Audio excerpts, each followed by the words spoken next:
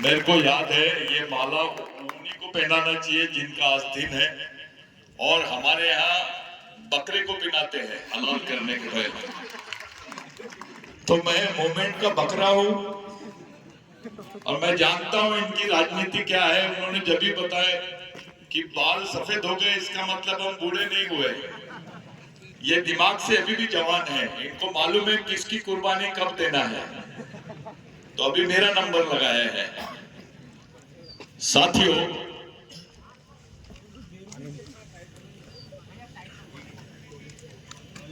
मैं जो बात बोल रहा हूं, मैं समाज की पंचायत में बात कर रहा हूं। आज के पंचायत में हमारे बीच में देश के सबसे नामचीन विवादित वकील सुप्रीम कोर्ट के, जिनके नाम से जज को भी पसीना आता है, आप बलराज मलिक साहब यहां मौजूद है। बलराज मलिक साहब को यहां बुलाने का कारण क्या है? पहले इस पे बात हो जाए थोड़ी 2 मिनट के लिए। 2023 में गवर्नमेंट ऑफ इंडिया ने, यही मोदी सरकार ने, आरएसएस की सरकार ने जंगल यानी वन संरक्षण संवर्धन अधिनियम बनाया, और वो अधिनियम के तहत जंगल से सटे हुए 25 किलोमीटर के दायरे में जितने आदिवासी गांव हैं, उनको हटाकर उस जमीन को कॉर्पोरेट्स को देने का प्रोविजन किया। कॉर्पोरेट यानी उद्योगपतियों को देने का प्रोविजन किया।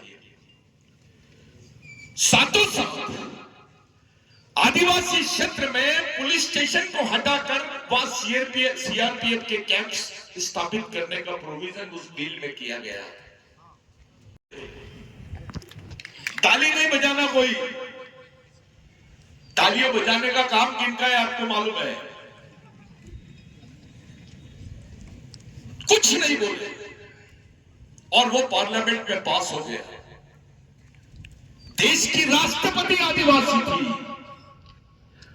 वो ये जान रही थी कि अगर ये बिल पास हुआ तो देश के 6 करोड़ आदिवासी अपने इतिहास के साथ हमेशा हमेशा के लिए उस जमीन से बेदखल हो जाएंगे।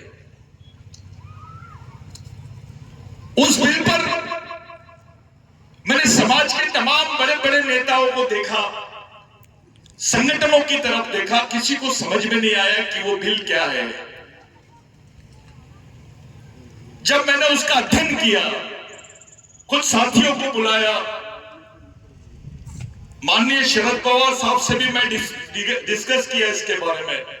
उन्होंने बोले यार ये तो पास हो गया है, और पार्लियामेंट का सेशन में विपक्ष नहीं था तब ये पास हो गया। मैंने बोला सर विपक्ष नहीं था, ये पास हो गया ठीक है, लेकिन पास होने के बाद विपक्ष अपनी भूमिका निभा रहा है क्या इसमें? तो बोले बात तो सही है। सब चुप है, क्या बात है? साथियों, अगर वो बिल पास हो जाता तो 6 करोड़ आदिवासियों के पास से उनकी जमीन, जहां पर वो हजारों सालों से रह रहे हैं, वो जमीन छीन ली जाती। मैं यहां आधिकारिक रूप से बात कर रहा हूं, पत्रकार होंगे वो भी मेरी बात को नोट करें। 6 करोड़ आदिवासी, उनको खत्म करने का षड्यंत्र रखा गया था उस बिल में। जब मैं दिल्ली गया तो मुझे बोला गया सतीश पेंदाम, अबे ये कॉर्पोरेट के लिए दिया गया बिल है, अगर तू बीच में जाएगा तेरे को मार डालेंगे, तेरा नामो निशान भी नहीं रहेगा, तू क्यों जा रहा है, खिलाफ है। मैंने बोला साहब हमारा समाज तो वैसे ही मरा हुआ है, मैं मर गया तो इससे कौन सी हानि होने वाली है समाज। तो बोले तुम ये क्यों कर रहे हो? मैंने उनको बताया मैं सच बोल रहा हूं, मैं ये पिटीशन डालने इसलिए आया क्योंकि मैं टंडा भील की औलाद हूं। कोई ताली नहीं बजाएगा। मैं पिटीशन डालने इसलिए आया कि मैं राघोजी भांगरे की औलाद हूं। मैं पिटीशन डालने इसलिए आया हूं क्योंकि मैं बाबूराव शेरवाके की औलाद हूं। मैं पिटीशन डालने इसलिए आया, मैं रेंगा कोरको की औलाद हूं। मैं पिटीशन डालने इसलिए आया क्योंकि मैं अंबेडकर की औलाद हूं। मैं पिटीशन डालने इसलिए आया क्योंकि महात्मा फुले की औलाद हूं। और मैं पिटीशन डालने इसलिए आया क्योंकि मैं बिरसा मुंडा की औलाद हूं। वो पिटीशन के लिए साथियों सुप्रीम कोर्ट का कोई वकील तैयार नहीं हो रहा था। तब मैं बलराज मलिक साहब को लाया, उनको समझाया और इस व्यक्ति ने डेयरिंग के साथ में सुप्रीम कोर्ट में उसकी पिटीशन को फाइल किया और आज वो पिटीशन को स्टे लगा हुआ है, उसको रोक दिया गया, उसमें त्रुटियां निकाली गई और वो कानून अभी भी, वो जो प्रस्ताव है कानून का अभी भी सुप्रीम कोर्ट के सामने पेंडिंग है।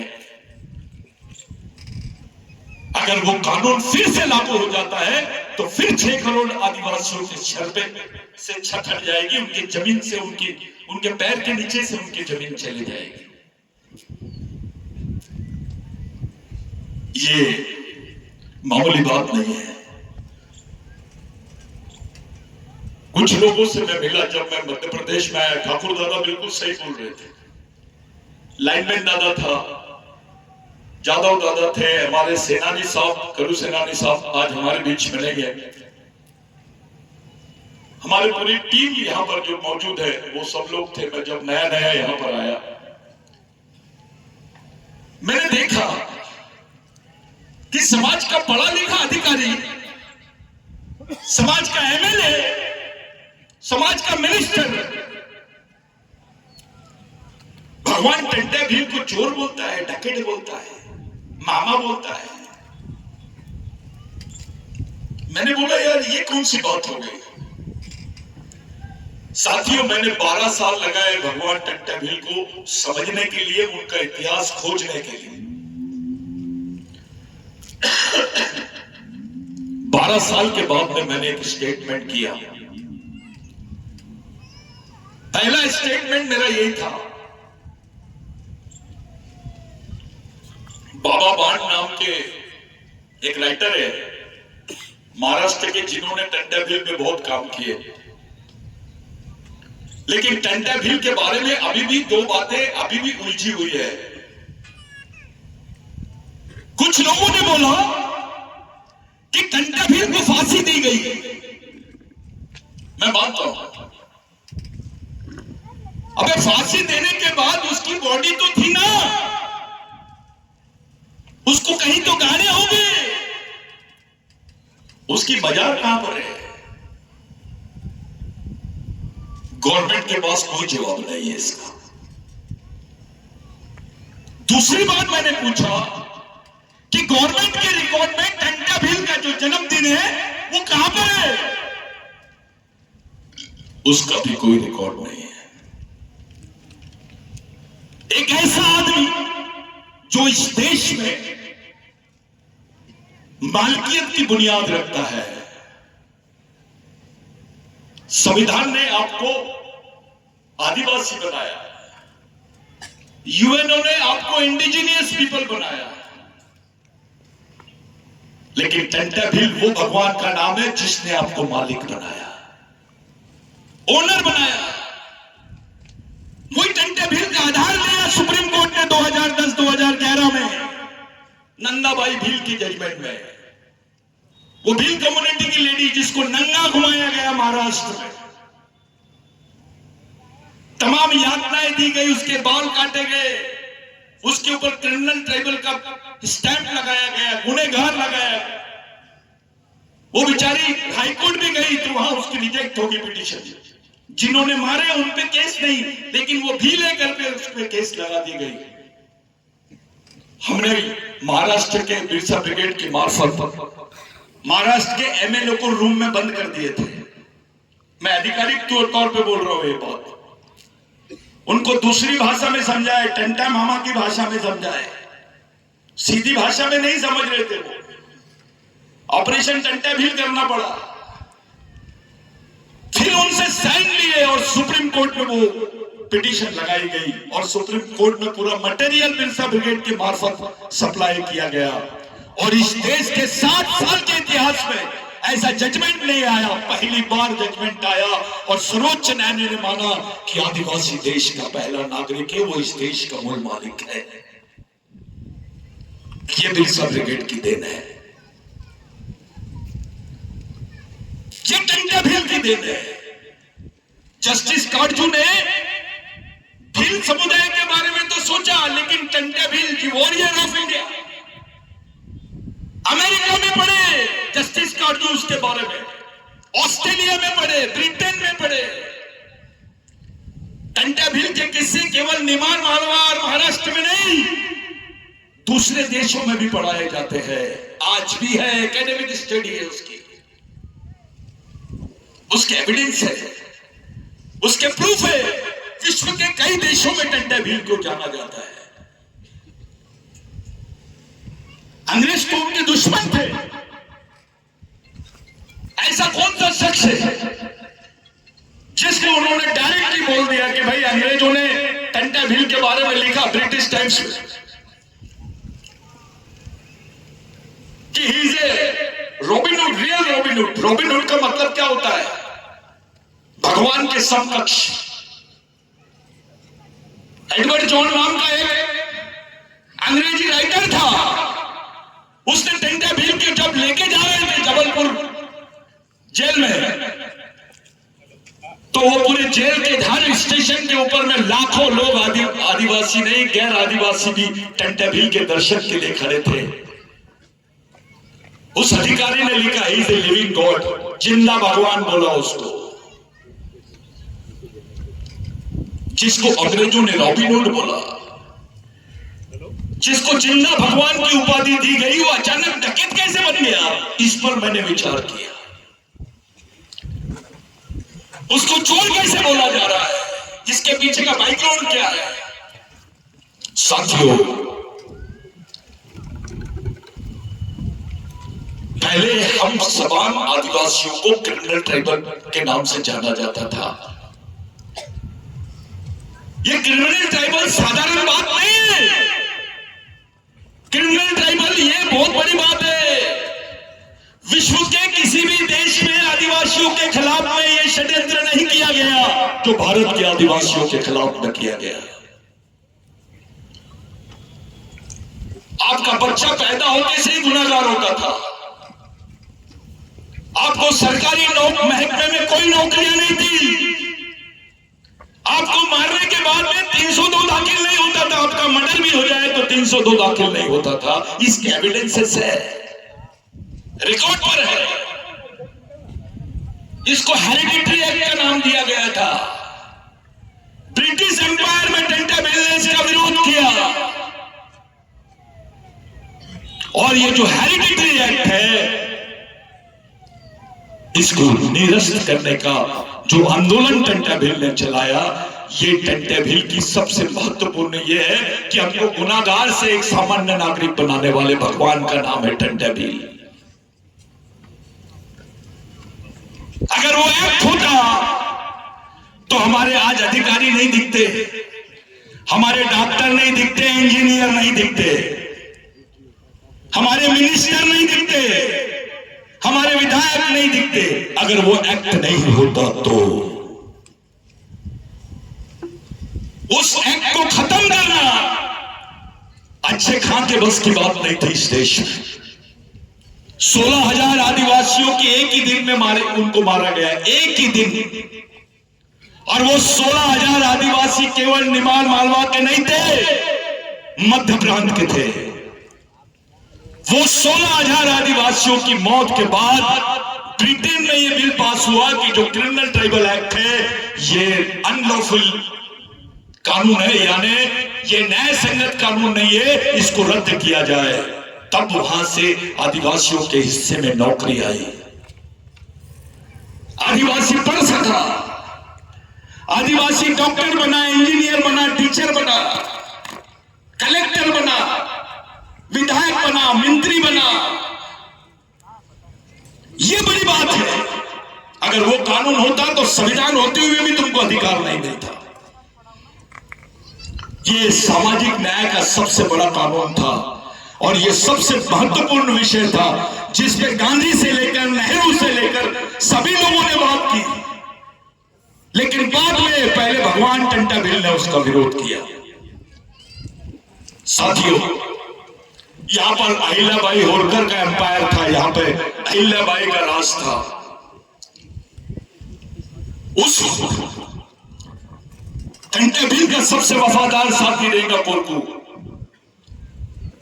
रेंगा कोरकू जी ने बताया टंटा भिल को कि मालिक, हमारे लोगों को तो ये लोग कहीं में भी किसी नौकरी में नहीं ले रहे हैं, किसी जगह शामिल नहीं कर रहे हैं, किसी सरकारी महकमे में, पुलिस में, कहीं पे भी नौकरी नहीं मिल रही है। हमारे लोगों का होगा क्या? आप देखिए उस वक्त टंटा भिल की सोच क्या होगी, थोड़ा सोचिए।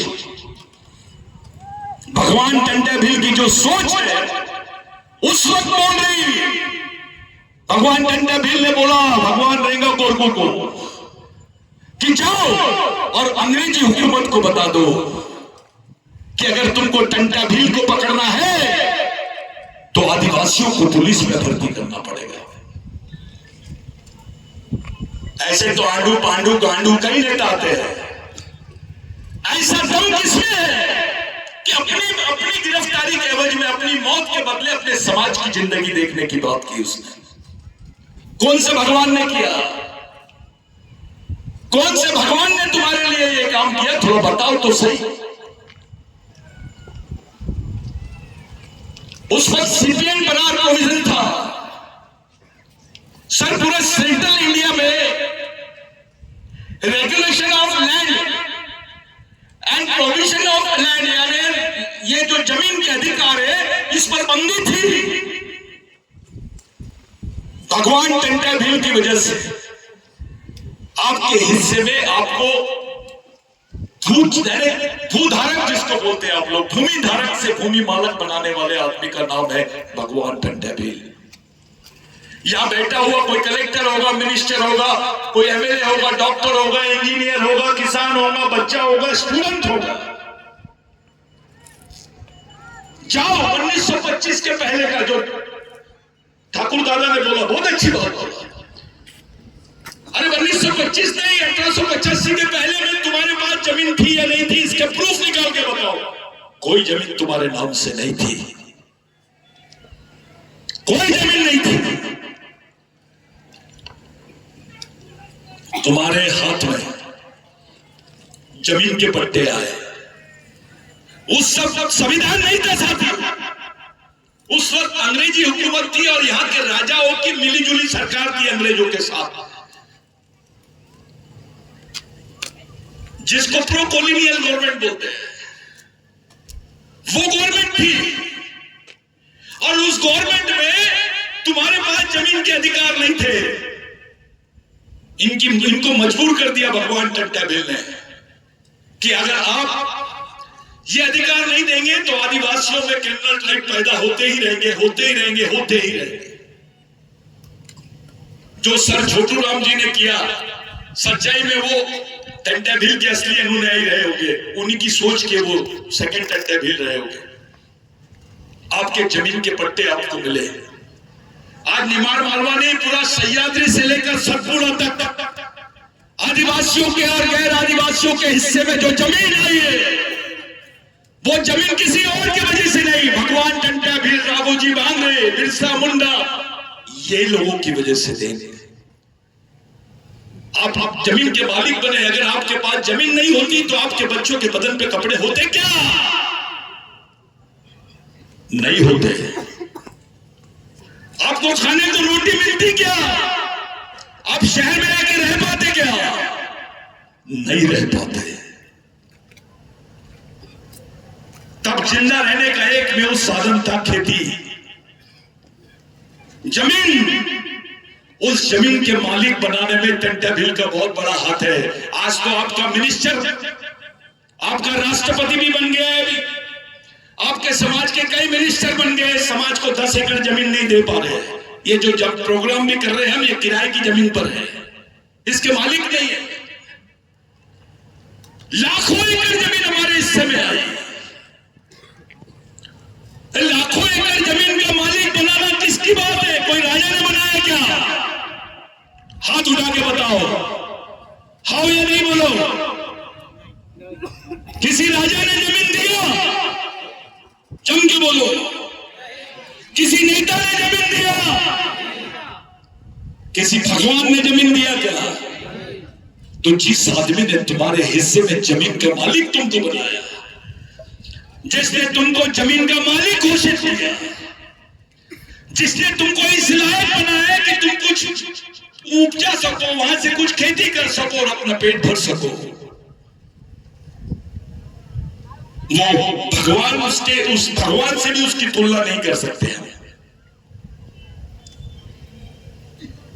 उस भगवान का नाम है टंटाबिल। अब एक खास बात बताना चाहता हूं, बुरा नहीं मानना। पहले हमारी मां बहनों को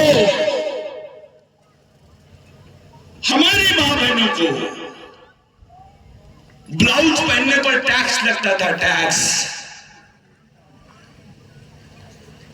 सर, पूरे सेंट्रल प्रोविंस में आदिवासी महिलाओं के बदन पे कपड़े नहीं होते थे। अगर वो कपड़े पहनी तो उसको टैक्स देना पड़ता था। ये मनुवादी व्यवस्था थी, राजा आदिवासियों का, लेकिन राज मनुवादियों का। हमारी मां बहनों को टैक्स लगता था। अगर उसने पूरे कपड़े पहन ली तो उसको टैक्स देना पड़ता था, जमींदारों को, यहां के मनुवादी। उस लड़ाई को खत्म करने वाले भगवान का नाम है टंटाबिल।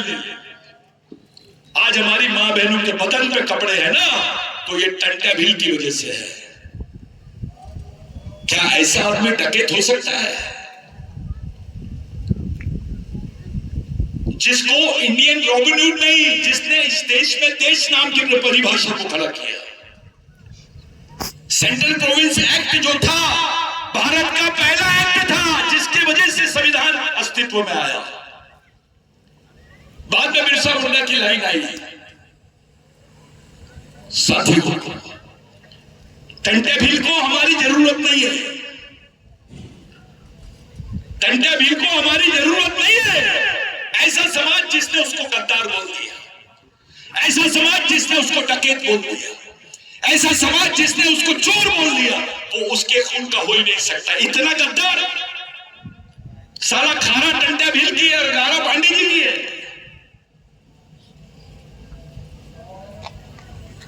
वो अपना हो ही नहीं सकता। उस व्यक्ति की जरूरत, उस भगवान की जरूरत आदिवासियों को है, भगवान को हमारी जरूरत नहीं है।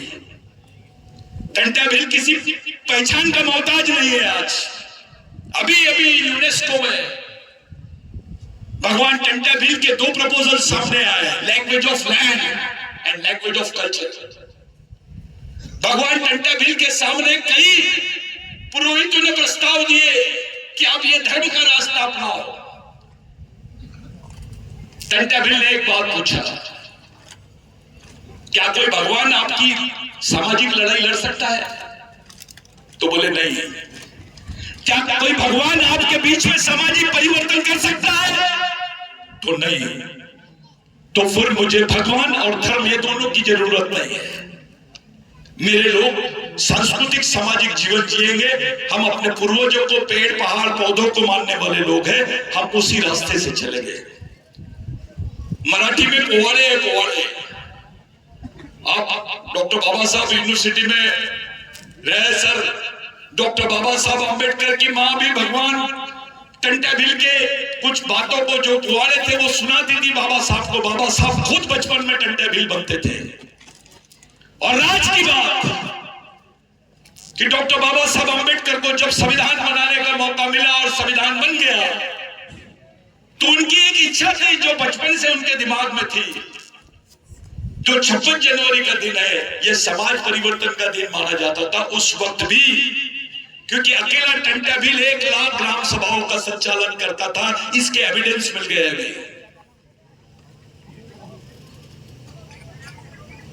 कोई शंकराचार्य नहीं करता था। 1 लाख ग्राम सभाओं का संचालन अकेला टंटा भील बैठ के करता था, यहीं से, इसी पाताल पानी से। 1 लाख परिवार मामूली बात नहीं है। कोई कम्युनिकेशन नहीं, कोई साधन नहीं, फिर भी इतना बड़ा नेटवर्क। डॉक्टर बाबा साहब अम्बेडकर ने 26 जनवरी को ही चुना। ये दिन बहुत महत्वपूर्ण दिन है, जिसको आप लोग तीन संक्रांत बोलते हैं। आपकी तरफ क्या बोलते हैं सर इसको? बसंत संक्रांत भी बोलते हैं। इस संक्रांत का एक ही त्योहार है इंडिया में जो 14 तारीख को ही होता है। 14 जनवरी को ही होता है, वो है संक्रांत। मेरे को एक दिन बता दो 13 जनवरी को हो गया होगा, एक दिन बता दो 15 जनवरी को हो गया होगा। वो 14 जनवरी को होता है, और 14 जनवरी के 11वें दिन 12वें दिन जिस बच्चे ने जन्म लिया, उसका जो पोवाड़े में उल्लेख है पुराने, आज भी केवल भिल्ली भाषा में नहीं, टंटा भील को मानने वाले, उसमें मरने मिटने वाले लोग केवल भील नहीं है, गोंड भी है, कोरको भी है, आंध भी है। पूरा सह्याद्री और सतपुड़ा में टंटा भील कर एक में साधन। आज तक के किसी भगवान के ऊपर इतने गाने नहीं बने जो टंटा भील पे बने हैं। उस समय कबीरपंथियों को सबसे ज्यादा संरक्षण अगर किसी ने दिया होगा भारत में, वो टंटा भील ने दिया है। कबीरपंथियों को भी सुरक्षित टंटा भील के विचारों से ही मिला है। यानी कबीर की विचारधारा को भी संरक्षण देने वाले भगवान का नाम है टंटा भील। साथियों, ये जो 26 जनवरी है, जब इसका बर्थ डेट डिक्लेयर हुआ, बहुत लोगों के पेट में दर्द हो गया। क्या ऐसे कैसे हो सकता है किसी आदिवासी आदमी का जन्मदिन 26 जनवरी को हो?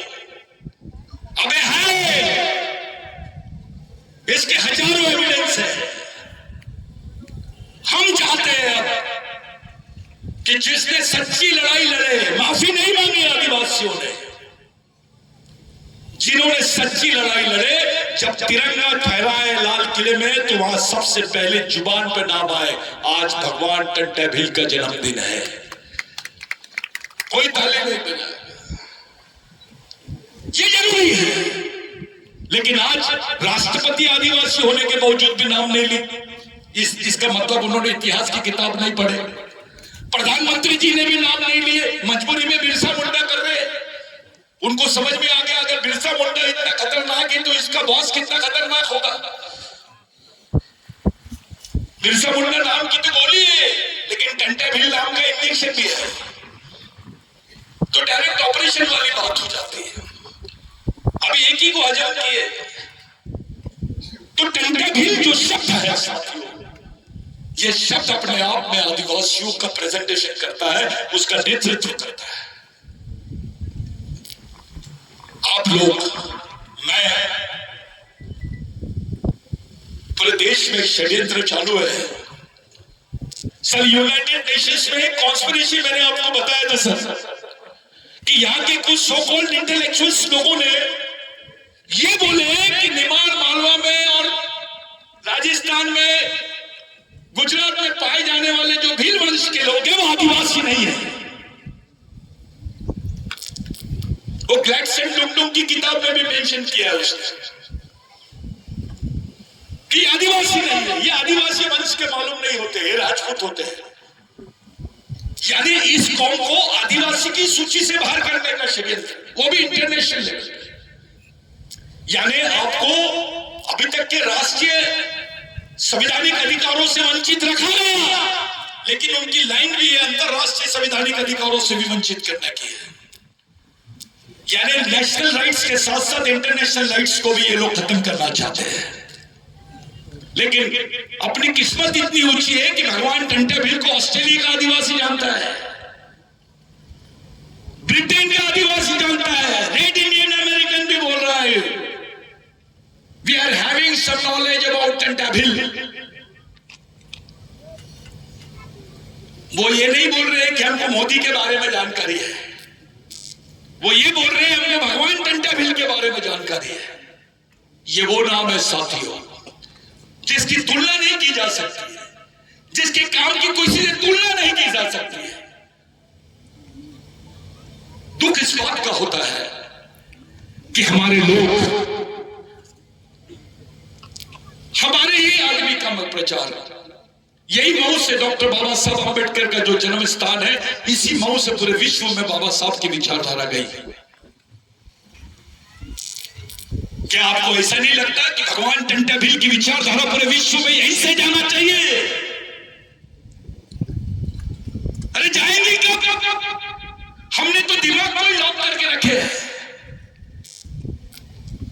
जो दिमाग का कारखाना है, जो विचारों की प्रोसेसिंग है, वही बंद कर दी हमने। कोई मिशन नहीं। बच्चा तो किसी भील का है, बच्चा तो किसी जादव का है, किसी XYZ का है, आदिवासी का है, लेकिन सुनता तिवारी जी की है। बच्चा आपका और उसके दिमाग में सोच तिवारी जी की, कैसा लगेगा? यानी आपने मां बाप होने का फर्ज पूरा नहीं किया, आपने केवल रोटी दे दी उसको। लेकिन मानव होने के नाते सबसे महत्वपूर्ण गुण रहता है इंसान का विचारधारा। जानवरों के अधिकार नहीं होते, जानवरों की कोई विचारधारा नहीं होती, आदमी की विचारधारा होती है। हमने अपने बच्चों को विचारधारा नहीं दी है, उसको समाज नाम की चीज ही नहीं समझा है। इसलिए तो बिलाला बोल रहा है, इसलिए तो बारेला बोल रहा है, इसलिए तो भील बोल रहा है, इसलिए तो गोंड बोल रहा है, प्रधान बोल रहा है। ये जो वैचारिक नपुंसकता है, इसने समाज को खोखला बना दिया है। साइंस बोलता है कि पूरे देश के आदिवासियों का DNA एक है, पूरे विश्व के आदिवासियों की संस्कृति एक है, उनकी समस्या भी एक जैसी है, उनका शोषण भी एक जैसा है, उनकी संस्कृति भी। तो फिर समाज भी एक क्यों नहीं हो सकता साथियों?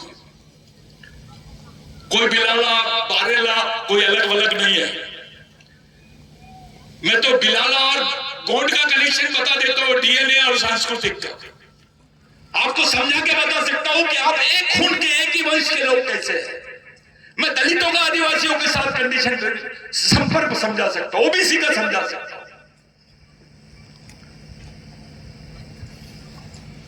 हम अपने भाई को दुश्मन समझ ले। भगवान रेंगा पोपू ने बोला था, जो अपने भाई को नहीं पहचान सकता वो दुश्मन को नहीं पहचान सकता, और जो दुश्मन को नहीं पहचान सकता वो लड़ नहीं सकता, और जो लड़ नहीं सकता ऐसे आदमी को गांडू बोलते हैं। हमने अपने ही भाई के साथ दुश्मनी बोल ली। बिलालों का अलग संगठन, बारेला का अलग, भील का अलग, कोंड का अलग, कोरकू का अलग। इतने देर शाइने हो गए क्या? अम्बेडकर के भी बाप बन गए, भगवान टंटा भील के भी बाप बन गए। अब इनका विरोध मत करो। समाज में जो जो ऐसे संगठन कर रहे हैं उनका सत्कार कर दो सबके सामने। हार मान जाओ कि तू ही हमारा अम्बेडकर है। इससे दरारें बढ़ेंगी। समाज एक जगह कैसे आएगा इस पे कोई चर्चा ही नहीं कर रहा है। जाति पे चर्चा हो रही है, पार्टी पे चर्चा हो रही है, संगठन पे चर्चा हो रही है, नेता पे चर्चा हो रही है, लेकिन समाज पे चर्चा नहीं हो रही है। पूरे भारत में किसी ने जब भी बताया इतनी लड़ाई लड़ी, 70% आदिवासियों ने लड़ाई लड़ी है आजादी की, और वो जल जमीन जंगल से जुड़ी हुई लड़ाई थी। टंटा भी फांसी दी गई। यहां पे सब पढ़े लिखे लोग हैं। मेरे युवा साथी है, मेरी मां बहनें हैं, टंटा भील को फांसी, रेंगा कोरकू को बाद में मारा गया जहर देकर,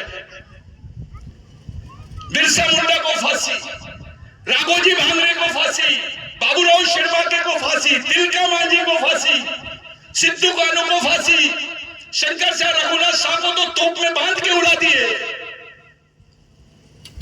इतनी फांसी कौन से समाज के आदमी को दी गई? चलो बता, इस देश की आजादी में किसका कितना योगदान है? अगर ये बात करना चाहता है कोई तो आदिवासियों से करे। अबे तुम्हारे इतने लोग भी नहीं मरे होंगे जितने हमारे लोगों को फांसी दी गई है, फिर भी उस समाज का सम्मान नहीं होता इस देश में। ये युवा लड़कों को मालूम नहीं है कौन सा झंडा पकड़ना है। ये सदबुद्धि है उनकी कि पीले बांध लिए उन्होंने, लेकिन उसके पीछे की कोई सोच है क्या?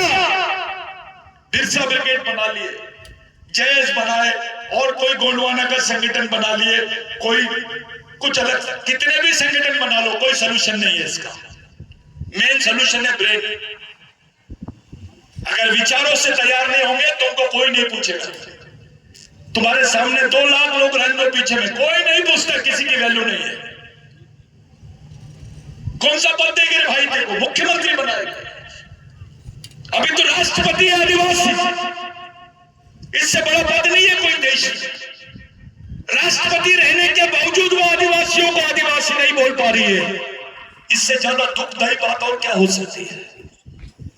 अनुसूचित जनजाति, कभी वनवासी, उनको उनकी पहचान के साथ कोई पुकारना ही नहीं चाहता, क्योंकि वो जानते हैं जिस दिन इसको आदिवासी बोलेंगे ये अपने जल जमीन जंगल की बात करना शुरू कर देगा। इस देश में ब्राह्मण होना बड़ी बात नहीं है, इस देश में मुसलमान होना बड़ी बात नहीं है, इस देश में हिंदू होना बड़ी बात नहीं है, इस देश में क्रिश्चियन होना बड़ी बात नहीं है। बड़ी बात है आदिवासी होना। जैसे ही आप अपने आप को आदिवासी बोलते हो, आप मालिक बन जाते हो। जिनको साइन करना नहीं आता था वो आदमी जज के सामने खड़े हुए बोल रहे हैं, साहब ये हमारे टंटा मालिक है। फिर टंटा भी बोलते हैं ये रेंगा मालिक है, तो जज को कंफ्यूजन हुआ, व्हाट डू मीन बाय मालिक? You are calling so many times मालिक मालिक मालिक, व्हाट डू मीन बाय मालिक? तो फिर एक हिंदू भाई ने समझाया उसको, हिंदुस्तानी ने समझाया, साहब मालिक का मतलब होता है ओनर। फिर टंटा भील को पूछा गया आप किस लिए लड़ रहे हो? तो टंटा भील ने बोला मालकियत के लिए। आप किस लिए जी रहे हो? तो टंटा भील ने बोला मालकियत के लिए। आप किस लिए मर रहे हो? तो टंटा भील ने बोला मालकियत के लिए।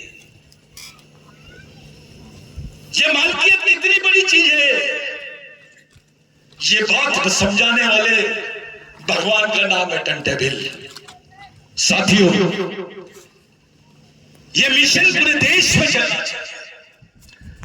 ये समाज अगर कहीं जुड़ेगा तो ये शहीदों के विचारों से ही चलेगा, और बचेगा भी शहीदों के विचारों से, और बनेगा भी शहीदों के विचारों से, नेताओं के विचारों से नहीं बच सकता है।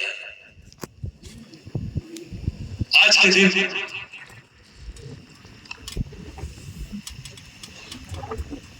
मैंने आपको 2 उदाहरण दिया था। क्या हुआ छत्तीसगढ़ में, क्या हो रहा है गढ़चिरौली में, क्या हो रहा है उड़ीसा में, क्या हो रहा है मणिपुर में? थोड़ा पढ़ो, पेपर पढ़ो, समझ जाएगा तुमको कि आदिवासी एरिया में क्या चल रहा है। अब यहां मध्य प्रदेश गवर्नमेंट के भी कुछ अच्छे अधिकारी सब लोग हैं। मैं एक न्यूज सुनाता हूं आपको। मैंने पिछली बार टाइम्स ऑफ इंडिया में एक बात पढ़ा था, उसमें लिखा हुआ था कि अकेले मध्य प्रदेश से 50,000 आदिवासी महिलाएं गायब है। कितनी? वो मर गई, जिंदा है, कहां गई, इसकी कोई खोज खबर नहीं है। अकेले मध्य प्रदेश देश में 25,000 से 50,000 महिलाएं गायब है। जिस समाज की बहनें, जिस समाज की माँ इतनी बड़ी संख्या में, एक उच्च वर्णीय महिला के साथ कुछ हो जाता है दिल्ली में, सर पूरा इंडिया गूंज जाता है। यहां तो 25,000 से 50,000 महिलाएं गायब है यार। वो मर गई है, जिंदा है, ये भी नहीं मालूम। उनकी बॉडियों के पार्ट निकाल के बेचे गए क्या, उनके साथ बलात्कार किया गया या उनको जला दिया गया, इस पर भी कोई चर्चा नहीं है। और समाज उत्सव मनाने के चक्कर में है। जिस समाज में एक साथ 25 से 50,000 मौतें हो जाती है, वो भी बहनों की, वो समाज सीरियस क्यों नहीं है, गंभीर क्यों नहीं है, वो उस बारे में सोच क्यों नहीं रहा है, ये प्रश्न खड़ा होता है। और अगर वो सोच नहीं रहा है, गंभीर नहीं है, इसका मतलब उसके समाज नाम की जो चीज थी, जो सामाजिक वेदना होती है अपने मन में, जो दुख होता है, दर्द होता है, वो खत्म हो गया। वो एक के प्रति जो भावना होती है सामाजिकता की, वो सामाजिक भावना ही खत्म हो गई है। क्योंकि हमारे समाज से सामाजिक विचारों को ही खत्म करने का षड्यंत्र किया गया है। अभी राजनीतिक विचारधारा का कार्यक्रम चालू है, दूसरा तो कुएं में डाल रहा है, लेकिन हमारे लोग हमको खाई में डाल रहे हैं।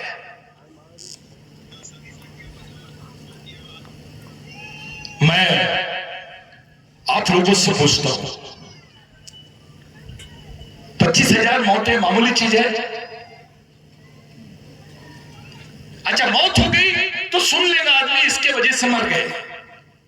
अबे वो मरे कि जिंदा, यही नहीं मालूम। सर, इट इज बहुत इंपॉर्टेंट क्वेश्चन है, कोई बात नहीं कर रहा इस पे। नेशनल ह्यूमन राइट्स कमीशन, वो भी चुप। नेशनल वुमेन राइट्स कमीशन, वो भी चुप। महिला आयोग भी चुप। मानव अधिकार आयोग भी चुप। समाज के नेता चुप, समाज के अधिकारी चुप, समाज पूरा खामोश। इससे एक बात समझ में आती है कि हम डरे हुए हैं। हमको हमारे ऊपर किए गए अन्याय का जिसको एहसास नहीं होता, वो आदमी बगावत नहीं कर सकता, और जो बगावत नहीं कर सकता वो परिवर्तन नहीं कर सकता। जिस भगवान को आप लोग यहां याद कर रहे हैं साथियों, उस भगवान के बारे में जितना बोला जाए उतना कम है। मैं आपको हर एक आर्टिकल रेक्टिफाई करके बताऊंगा। बहुत जल्दी किताब बिरसा मुंडा पर, टंट्या भील पर, राघोजी भांगरे पे, बाबूराव शिरमाके पे, तिलका मांझी पे, ऑक्सफोर्ड यूनिवर्सिटी से बिरसा ब्रिगेड के माध्यम से प्रकाशित होने वाली है। साहब, अब इस यूनिवर्सिटी में मेरा पहला थीसिस है आदिवासियों का अंबेडकर। अंबेडकर के आदिवासी नहीं, आदिवासियों का अंबेडकर। ये थ्योरी हम लोग रख रहे हैं। जो 5th शेड्यूल 6th शेड्यूल का एरिया है, वो पूरे भारत को 60% ऑक्सीजन देता है सर। जो 5वीं 6वीं अनुसूची का जो एरिया है भारत का, यानी आदिवासी भारत, 60% भारत को पालता है। और उसी 60% भारत की ऑक्सीजन लाइन बंद करने के चक्कर में लोग लगे हैं। 1-1 लाख पेड़ काट रहे हैं, आदिवासी मार रहे हैं। मैं तो वो देखा टीवी पे, वो इंस्टाग्राम पे, फेसबुक पे, 13-14 साल की लड़की, उसके हाथ में मशीन गन, पैर में स्लीपर, उसके वजन से ज्यादा मशीन गन का बन, और उसको दिखाया जा रहा है ये आदिवासी नक्सली लड़की है, ये सरेंडर करने जा रही है, खूंखार नक्सली है। और अपने कुछ नेतागण बोल रहे हैं खूंखार है। अबे साले, तेरी बेटी है वो, तेरी बच्ची है। पहले ये तो पूछ उससे कि तेरे हाथ में मशीन गन कैसे दिया और किसने दिया। पूछ तो सही, क्यों दर्द नहीं हो रहा तेरे को? जिसकी पढ़ने की उम्र थी, जिसके हाथ में किताब होना चाहिए था, उसके हाथ में बंदूक कैसे आई? गवर्नमेंट ने ग्रीन ऑपरेशन शुरू की। हमने देखा है कई नक्सलियों को मारा गया, हिडमा जैसा आदमी मर गया। वो जमीन के लिए लड़ रहे, वो लड़ रहे, ये कर ले। एक न्यूज मैंने पेपर में सुना कि भैया जो जमीन के लिए वो लोग लड़ रहे थे, हिडमा मरने के बाद वो जमीन अदानी को दे दी। सर मैं भी सोच में पड़ गया, मामला किस बात का, झगड़ा किस बात का है? अरे नक्सली रास्ता गलत है और वो उसका हम समर्थन भी नहीं करते हैं। यहां तो षड्यंत्र चल रहा है। कोई भी आदिवासी पढ़ा लिखा लड़का कुछ बोल दिया तो उसको नक्सली बोल देते हैं।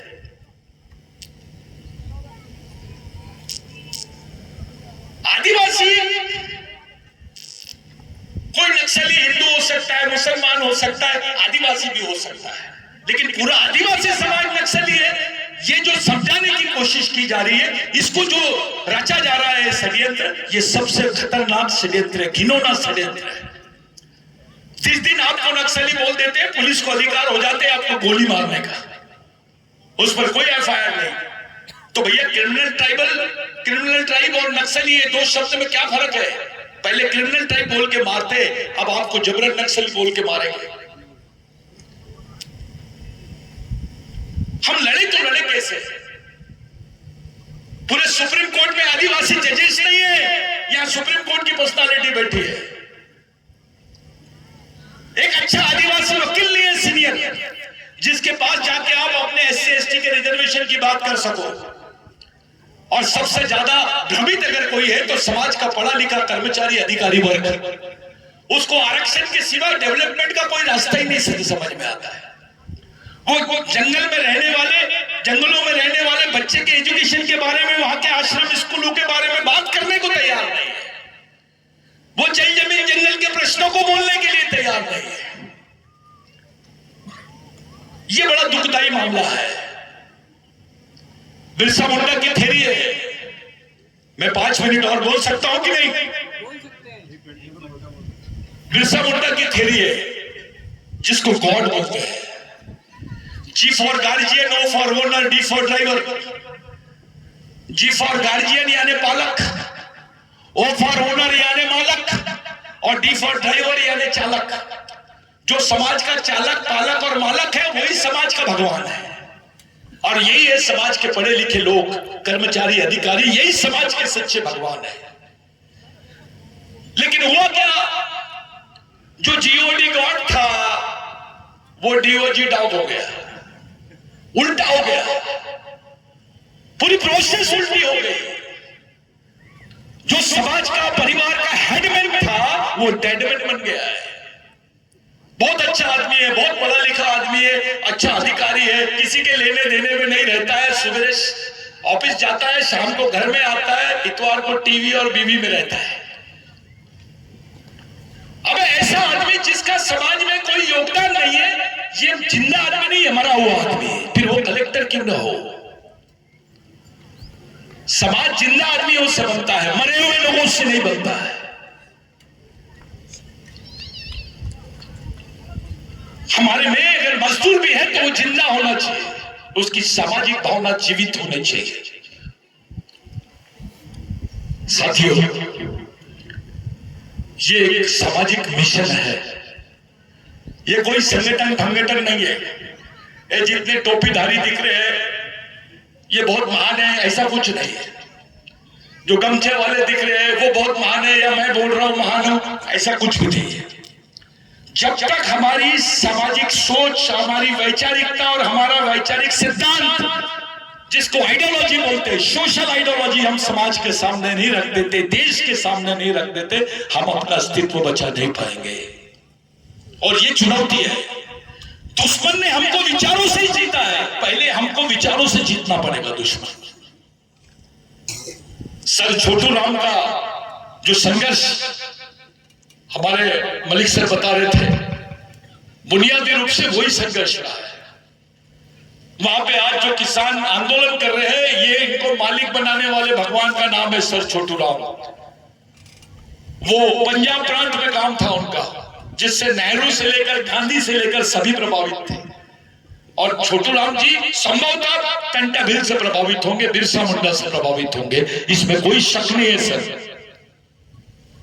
आप लोग सामाजिक ध्रुवीकरण की प्रक्रिया को समझो। जिस तरीके से ये लोग हमारे को बांट रहे हैं उस षड्यंत्र को समझो। अपने सामाजिक प्रयत्न को, अपने सामाजिक ईमानदारी और समझदारी को सामने रखो।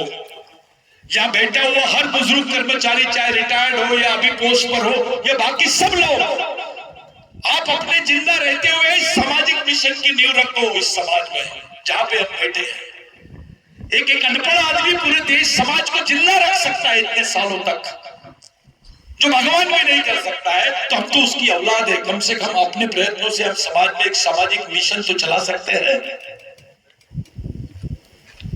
और यही सामाजिक मिशन की विचारधारा, यानी टंट्याभिल की विचारधारा, भगवान टंट्याभिल की विचारधारा, बिरसा मुंडा की विचारधारा, बाबा साहब की विचारधारा, यही विचारों को लेकर हमारे समाज में हमको प्रचार और प्रसार करना है। समाज समझाना है, समाज के आदमी को समाज के आदमी से जोड़ना है। एक समाज जोड़ो अभियान यहां से शुरू होना चाहिए साथियों। आज के दिन यहाँ तमाम संगठनों के साथी लोग हैं, मैं उनको अच्छा कार्यकर्ता मानता हूं। मैं खुद को भी और उनको भी नेता नहीं मानता हूं, क्योंकि भगवान टंट्याभिल की विचारधारा नेता निर्माण नहीं करती, वो सैनिक निर्माण करती है। एक नेता बनाओगे तो 5 साल काम देगा, लेकिन एक कार्यकर्ता बनाओगे, कैडर बनाओगे तो पूरी जिंदगी भर समाज के लिए काम करेगा। आपको टेम्पररी प्रोसेस में काम करना है या परमानेंट प्रोसेस में काम करना है, यह निर्णय आपको लेना है। साथियों, हमारी समस्या हम टुकड़े टुकड़े में बटे हैं, संगठन के नाम से बटे हैं, जाति के नाम से बटे हैं, पार्टी के नाम से बचे हैं, व्यक्ति के नाम से बचे हैं, बट गए। ये व्यक्तिवाद, पार्टीवाद, संगठनवाद, पूंजीवाद, ये जब जो सोच है जो समाज को विभक्त करती है, उसका आइसोलेशन करती है, उस सोच को खत्म करना है। केवल समाज और समाजवाद की तरफ जाना है। हमारे लिए, आपके लिए पर्याय क्या है? अब मैं एक सवाल पूछ के जा रहा हूं आपसे। यह बहुत सारे अधिकारी हैं, रिजर्वेशन खत्म हो गया है, अभी 0.38% रिजर्वेशन मिल रहा है आपको, क्योंकि सब प्राइवेटाइजेशन हो गया है, आउटसोर्सिंग हो रही है। अभी आईएएस अधिकारी को भी आउटसोर्सिंग से भर्ती कर रही है गवर्नमेंट। रिजर्वेशन खत्म और तुम्हारी जमीन खत्म। अब तुम्हारी जमीन भी छीनने की प्रक्रिया शुरू हो गई है। आरक्षण नहीं रहेगा, संरक्षण नहीं रहेगा, आपके पास जमीन भी नहीं रहेगी, जिंदा कैसे रहोगे आप? इस समाज को जिंदा कैसे रखोगे? उसकी रणनीति क्या है आपके पास? ये किसके भरोसे जिंदा रहेगी आपकी आने वाली पीढ़ी? अरे आपका इतिहास खत्म, आपके अधिकार खत्म करने की कगार पे आ गए हैं। 5वीं अनुसूची, 6वीं अनुसूची अभी कोई नहीं पूछ रहा है, लगातार धज्जियां उड़ा रही है गवर्नमेंट उसकी। आपके सामने जीता जागता उदाहरण है इधर छत्तीसगढ़ का, मध्य प्रदेश, उड़ीसा, झारखंड, आसाम, अरुणाचल, मणिपुर। क्या हो रहा है? साला मणिपुर का एग्जाम्पल तो सेट करके रख दिया हमारे दिमाग में। खुलेआम आदिवासी लड़कियों को नंगा करके लेके गए। देखो, किसी की दुश्मनी भी नहीं तो ऐसा नहीं करते। खुलेआम आदिवासी लड़कियों को नंगा किया गया, उनको सड़क पे घुमाया गया, उनके गुप्त अंगों को खुलेआम छेड़ा गया, सड़क पे चौराहे पे खड़ा किया और उनको बंदूक से मार के उड़ा दिया गया। क्या था इनके दिमाग में? ये क्या दिखाना चाहते थे आपको? प्रधानमंत्री जी बताते, गृह मंत्री जी बताते, हमको कुछ दिनों के बाद पता चला। अरे भाई, पाकिस्तान में कुछ होता तो 2 मिनट में दिल्ली में खबर आ जाती है। मणिपुर में हुआ और आपको 3 दिन बाद पता चल रहा है। पूरे देश ने वीडियो देख लिया उसका, उस पर क्या एक्शन हुई? कुछ हुई? किसी ने कोई एक्शन नहीं लिया। भाइयों, आप कैसे रहते हो, कैसे दिखते हो, कितने पैसे वाले हो, इसका कोई वैल्यू नहीं है। मरेंगे तो सब एक साथ। कुछ लोग पहले मर जाएंगे, कुछ वेटिंग लिस्ट में रहेंगे, प्रतीक्षा सूची में रहेंगे, लेकिन मरेंगे सब। और अगर बचना है तो हमको एक जगह आना पड़ेगा। याद रखो साथियों, ये हमारी अंतिम पीढ़ी द्वारा अंतिम पीढ़ी को बचाने के लिए लड़ी जाने वाली अंतिम लड़ाई है। इसको किसी भी हाल में जीतना पड़ेगा। अगर अपनी आने वाली पीढ़ी को जिंदा रखना चाहते हो तो संगठन बहुत छोटी बात है। हर 10 मिनट में 50-60 संगठन बनते हैं आदिवासी समाज में। आपने कोई 10 संगठन भी बना लिए तो उससे कुछ फर्क नहीं पड़ने वाला है।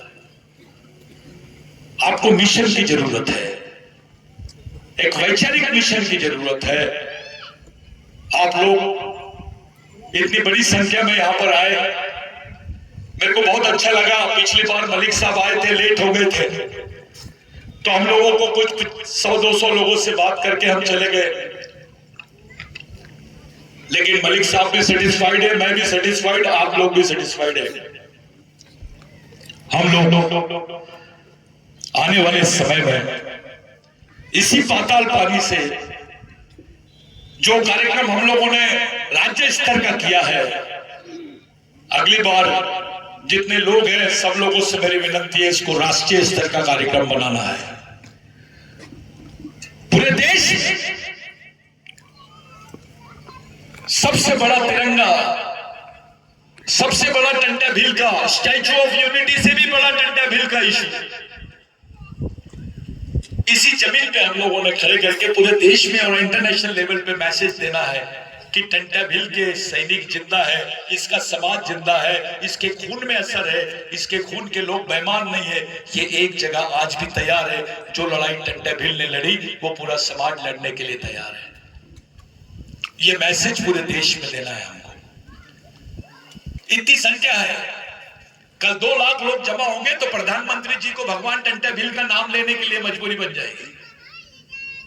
जैसे बिरसा मुंडा जी का नाम लेते हैं, वैसे 26 जनवरी के लिए 26 जनवरी के दिन भगवान टंटा भील का नाम होना चाहिए, उनकी जुबान पे आना चाहिए, उनको प्रति सम्मान आना चाहिए। ये देश के वास्तविक भूमालक है। साथियों, आप लोग पूरी ईमानदारी से, पूरी समझदारी से, संगठन का भेदभाव ना करते हुए, जाति का भेदभाव ना करते हुए पूरी ईमानदारी से इस मिशन को चलाएंगे। ये मिशन आपका मेरा नहीं है, ये हमारे पूर्वजों का मिशन है, जिन्होंने समाज के लिए अपनी जान निछावर कर दी है। अरे बाबा साहब को पता ही नहीं चलता था, उनके बच्चे मर जाते थे, उनको चिट्ठियां बाद में मिलती थी। टंटा भील अपनी खुद के परिवार के लोगों को पहचान नहीं पाए। 17 साल बाद में, 22 साल बाद में जब उनके सामने उनके परिवार के लोग खड़े थे तो नहीं पहचान पाए। जब उनको फांसी दे रहे थे, ये वाक्य भूल गया था मैं, जब उनको फांसी दे रहे थे तो ह्यूमन ग्रीन नाम के एक अफसर ने उनसे पूछा कि आप मरने के पहले आपकी क्या इच्छा है, आप कौन से भगवान का कौन सा ग्रंथ और क्या करना चाहते हो, देखना चाहते हो, किसका नाम लेना चाहते हो? तो टंटा भील ने बोला, मैंने अपने समाज को भगवान मान के उसकी उपासना की है। मेरे को किसी ग्रंथ की, किसी भगवान की जरूरत नहीं है। मेरे को फांसी देना है तो मेरे समाज के सामने फांसी दो। वो नाना पाटेकर की पिक्चर में डायलॉग बाद में आया, ये तो प्रैक्टिकल करके दिखाया है। वो टंटा भील है। पूरे देश 3 दिन तक के आदिवासी की जुबान से कुछ नहीं निकला। साथियों, हमको इतना डराया गया कि टंटा के बाद उसके गांव में जाके देख लो, उनके गांव में किसी दूसरे आदमी का नाम टंटा नहीं रखा गया। इतनी दहशत में रखे हमको। हमारी पीढ़ी जान ही नहीं पाई कि हमारा भगवान कौन है, किसका आदर्श हमने लेना चाहिए, किसकी विचारधारा से चलना चाहिए, कौन हमारे लिए सब कुछ किया है। आप लोग एक बड़े मिशन के और बड़े अच्छे लक्ष्य के साथ में, पूरी ताजगी के साथ में, पूरे संगठन के साथ में आप लोग यहाँ पर आए हैं। मैं आप तमाम लोगों से विनती करता हूँ, जो जो उपस्थित है, चाहे वो कहीं से भी हो, किसी भी संगठन कहीं का भी हो, और आप लोग जितनी बड़ी संख्या में आए, जोरदार तालियों से सबका स्वागत होना चाहिए। मैं आपका मन से धन्यवाद देता हूं कि आप लोग सब छोड़ के यहाँ पर आए। एक हौसला बढ़ गया है यहाँ पे। मैं जानता हूं ऐसे कई लड़के हैं यहाँ पर जिनमें काबिलियत है इस मिशन को खड़ा करने की। सिर्फ एक छोटी सी सोच होना बस, कि अभी नहीं तो कभी नहीं। अगर अभी चुक गए साथियों तो इतिहास के साथ खत्म हो जाएंगे। हमारी मां बहनों से भी विनंती है, वो शंकर भगवान का उपास करने के बजाय भगवान कंटाबिल के बारे में कहानी बताना शुरू करो। अपने बच्चों के कान में फूंको, उसको ओरिजिनल भगवान बताओ। ओरिजिनल बंदूक दो उसके हाथ में, डुप्लीकेट बंदूक मत दो। दुश्मन के कारखाने से बंदूक खरीद कर दुश्मन के खिलाफ नहीं लड़ सकते। दुश्मन बंदूक तो देगा, गोली अपने पास रख लेगा। फिर उससे अच्छा तो डंडा है। बंद हवाई जहाज से अच्छी चालू साइकिल है। कम से कम चला तो पाओगे। हवाई जहाज है, बंदे क्या करोगे? क्या के काम आएगा वो? साथियों, कारखाना भी हमारा, सैनिक भी हमारा, बंदूक भी, ब्रेन भी, त्याग भी हमारा, सोच भी हमारी, और संघर्ष भी। मामला खत्म। किराए वाला कार्यक्रम नहीं होना, किराए का घर खाली कर, ये कार्यक्रम नहीं होना। खुद की लाइन खड़ी करो और फिर जोड़ो। दलित कहीं नहीं जाएगा, वो आएगा। ओबीसी कहीं नहीं जाएगा, वो आदिवासियों के साथ में आना है। जिस दिन आदिवासी वनवासी हो जाएगा, उस दिन इस देश का अल्पसंख्यक दलित ओबीसी स्वर्गवासी हो जाएगा।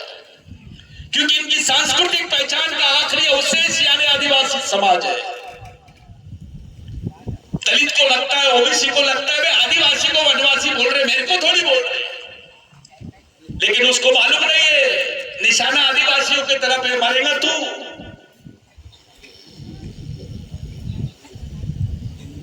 और सामाजिक मिशन चलाने के लिए सोच की जरूरत पड़ती है, उसकी ज्ञान की जरूरत पड़ती है। सोशल साइंस,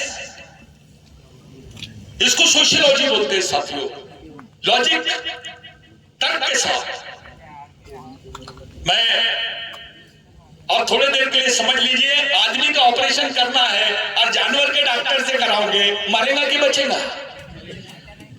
तो समाज का ऑपरेशन है तो डॉक्टर भी सामाजिक होना चाहिए। समस्या सामाजिक है तो इलाज भी सामाजिक होना चाहिए। इसी सोच के साथ आप लोग यहां पर मौजूद हैं।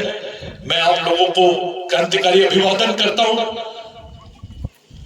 खास करके मलिक साहब का मैं आपको बताने के लिए मुझे गर्व होता है। मलिक साहब अपने पूरे मिशन के लीगल एडवाइजर है और हमारे को रह रह के उनका योगदान मिलते रहता है। उन्होंने बहुत बड़ी बात बोली है कि पूरे देश के किसान आंदोलन के लोग इस मिशन को साथ देने के लिए तैयार है।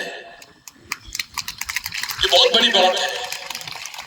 पूरे सुप्रीम कोर्ट के वकीलों का एक बेंच, एक टीम ऐसा बन गया है जो आदिवासी प्रश्नों को लेकर कभी भी आधी रात को काम करने तैयार है, वो भी निःशुल्क। लेकिन प्रश्न सामाजिक होने चाहिए, व्यक्ति के लिए नहीं। कुछ बातें मैंने गलत बोल दिया होगा तो माफ करना, लेकिन जो सच था मैंने आपके सामने बोला। यह सामाजिक शिक्षा और सामाजिक दीक्षा का मार्ग है जो भगवान कंटाबिल से लेकर बिरसा मुंडा तक जाता है, तिलका मांझी तक जाता है, राघोजी भांगरे तक जाता है। ये लोग मिलकर